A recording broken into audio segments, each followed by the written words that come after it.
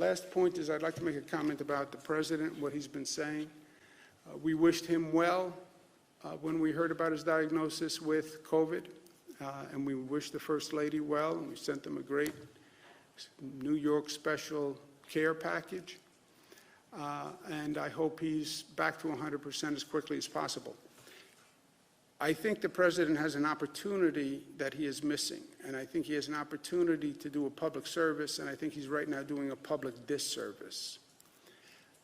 To say to the people of this country, look at me, don't worry about COVID, look how well I'm doing.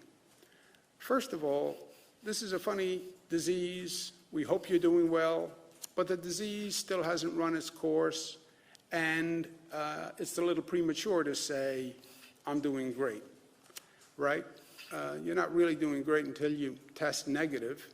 And then, by the way, there are people who test negative and have consequences that continue for weeks and months and months. This is a frightening virus. But the president is not analogous to the average person in this country, right? The average person gets COVID. They don't get flown by helicopter to Walter Reed Hospital and have a team of 20 doctors, millions of dollars of medical talent attend to their needs, receive experimental drugs that haven't been available to the public and are administered just to the president under compassionate care, right? So there's no analogy there. From a public service point of view, 210,000 people died. More people die in this country than countries around the world that were doing much worse than we were.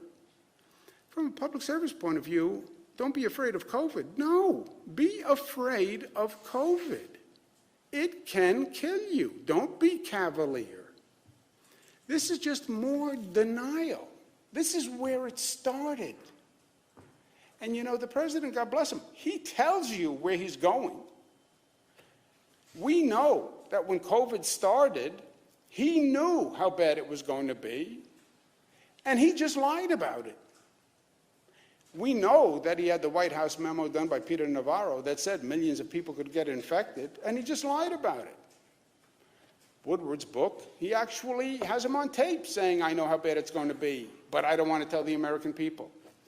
Yeah, that cost this nation, and that confusion cost this nation many unnecessary lives and expense and pain and hardship. I was saying at that time, take it seriously. The president was saying when it started, it's a hoax. It'll be gone by Easter. It's going to disappear like a miracle.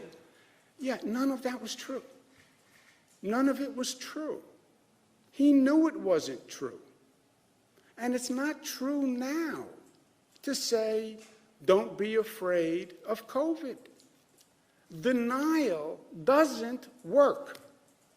It never does in life. It never does. I don't have a drinking problem.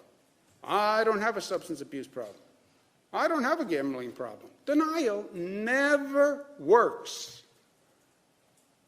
Acknowledge the problem. It's a frightening virus.